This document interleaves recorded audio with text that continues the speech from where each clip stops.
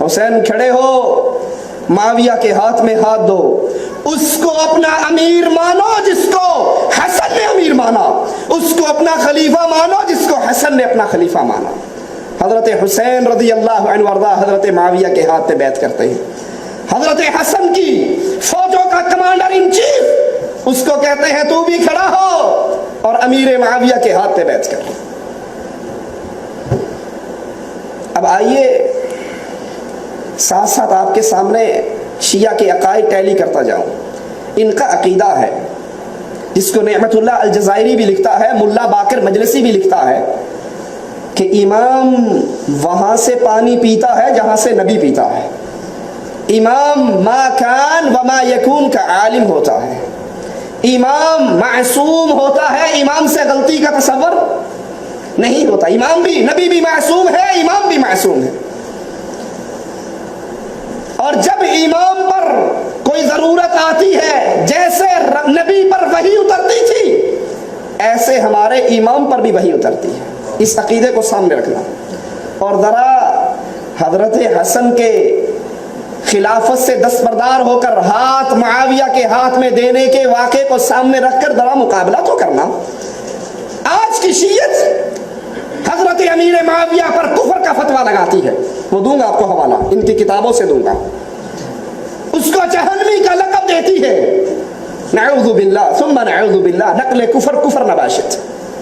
تو ذرا بتاؤ، جس معاویہ پر تم کفر کے فتوے لگا رہے ہو، تمہارا امام معصوم ثانی اور امام معصوم ثالث اس کو اپنا امام مانتا ہے، خلیفہ مانتا ہے، اپنا آئیڈیل مانتا ہے، رہبر مانتا ہے، رہنما مانتا ہے۔ یہ شہزادہ سبز قبا، اس میرے شہنشاہ کا تاریخ میں کردار لکھا گیا کہ اس میرے مولا نے صلح کی تھی، اور آج تک ہمیں دشمن جینے نہیں دیتا کہ حسن نے صلح کی تھی۔ لہذا شیعوں کو بھی چاہیے کہ اس بندے کے ساتھ نرم رویہ رکھیں، اس لیے کہ حسن نے صلح کی تھی۔ لفظ صلح بتاتا ہے کہ کبھی جنگ تھی،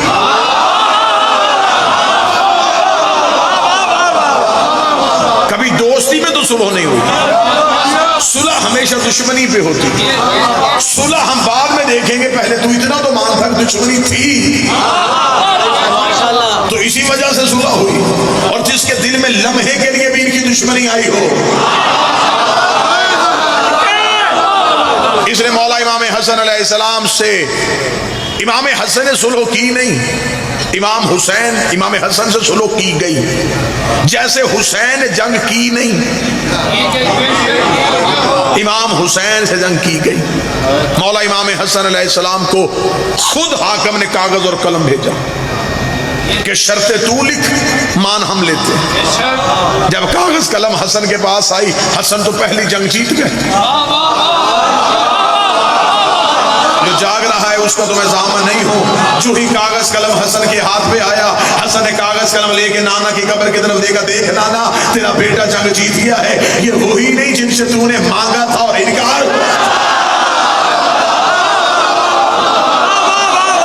تو نے کہا تھا، اور آج دیکھ کاغذ قلم میرے دروازے پہ آ گیا۔ ماشاءاللہ امام حسن علیہ السلام نے جو صلح کی پہلی شرط لکھی، لاہور میں پہلی شرط پڑھنے لگا، یہ شرط نہیں تھی، یہ حسن کے لڑنے کا طریقہ تھا۔ امام حسن نے تلوار نہیں اٹھائی، قلم کے ساتھ جنگ کی، اتنا گہرا زخم دیا ملوکیت کو کہ آج تک ملوکیت حسن کا دیا ہوا زخم بھر نہیں رہی۔ کیا زخم دیا؟ امام حسن نے پہلی شرط کیا لکھی؟ جو نوجوان بچے بیٹھے، امام حسن کا پہلی شرط، آج کے بعد حاکم سنت قرآن و سنت پہ عمل کرے گا۔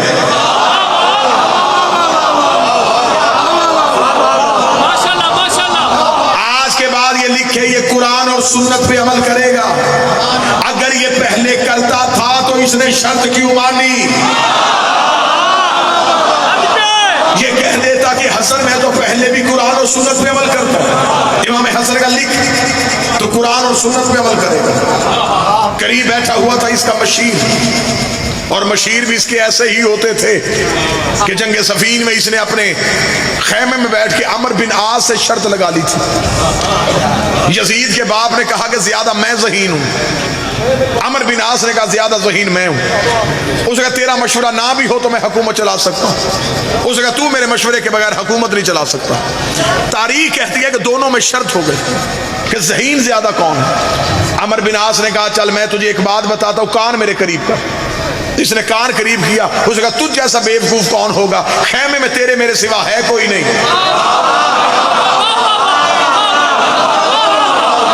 جہاں عقل کے فیصلے ایسے ہوتے ہوں وہاں حجت کا مقابلہ کیسے ہو سکتا ہے؟ آج کے بعد تو قرآن اور سنت پہ عمل کرے۔ قریب بیٹھا ہوا تھا اس کا مشیر، اس نے یزید کے باپ سے کہا اس نے رک، میں نام نہیں لوں گا، میں صرف یزید کا باپ ہی کہوں گا۔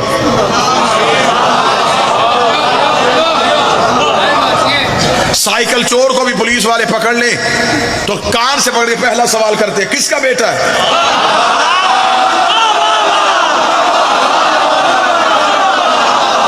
میرا خیال ہے کہ ان کے لیے سب سے بڑی موت ہی یہ ہے جب قیامت والے دن فرشتے کان سے پکڑے پوچھیں گے بتا کس کا بیٹا ہے۔ آج کے بعد تو قرآن اور سنت پہ عمل کرے گا۔ عمر نے کہا ایک شرط تو بھی لکھوا دے، میں ہسٹری آپ کے سامنے پڑھ رہا ہوں۔ اس نے کہا ایک شرط حسن تو نے لکھی، ایک ہم لکھوائیں گے۔ امام حسن نے مسکرا کر لکھوا۔ اس کا لکھ شرط کہ صرف قرآن اور سنت پہ عمل نہیں ہوگا، سیرت شیخین پہ بھی عمل ہوگا۔ سیرت شیخین جو پہلی خلافتوں کا دور گزرا تھا ان پہ بھی عمل ہوگا۔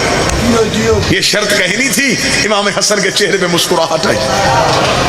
اس نے کہا حسن ہم نے تیری شرط مانی، تو ہماری شرط کیوں نہیں مان رہا؟ امام حسن نے کہا لکھ دوں؟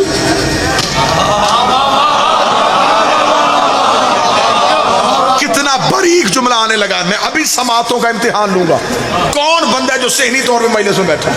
مخدوم ناصر شاہ جی، امام حسن نے کہا لکھ دوں شرط؟ اس نے کہا لکھ، میں لکھوا رہا ہوں کہ ان کی سیرت پہ بھی عمل ہوگا۔ امام حسن نے کہا دیکھ لے میں لکھنے لگا ہوں، یہ شرط تو نے لکھوائی ہے؟ اس نے کہا ہاں میں نے لکھوائی ہے۔ امام حسن نے کہا تو لکھ دے کر یہ کہتے ہیں، یہ تسلیم کر گئے ہیں سیرت شیخین پہ عمل ہوگا۔ جب میں نے قرآن اور سنت والی شرط لکھ دی تھی تو دوسری سیرت لکھوانے کی ضرورت ہی نہیں تھی۔ انہوں نے خود تسلیم کر لیا کہ وہ بھی قرآن اور سنت پہ عمل نہیں کرتے۔ بولو جو حسن کے نوکر بیٹھے، اگر ان کی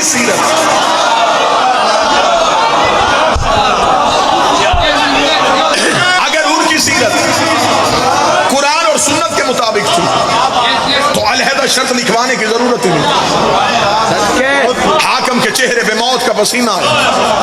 امام حسن نے کہا میری باری ہے، اگلی شرط میں لکھواؤں گا۔ حسن نے کہا پھر اس شرط کے بعد میں کوئی شرط نہیں لکھواؤں گا۔